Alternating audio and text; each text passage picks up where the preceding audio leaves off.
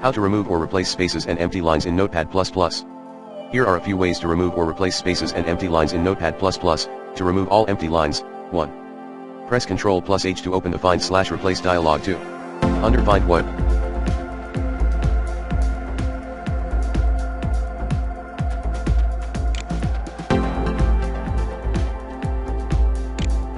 Enter \R\N/N3. Leave Replace with blank 4. Click Replace All, to remove all duplicate spaces. 1. Press Ctrl+H. 2. Find What? 2. 3. Replace with single space 4. Click Replace All, to replace spaces with commas. 1. Press Ctrl+H. 2. Find What? Space character. 3. Replace with 4. Click Replace All, to delete all spaces. 1. Press Ctrl+H. 2. Find What? Space character. 3.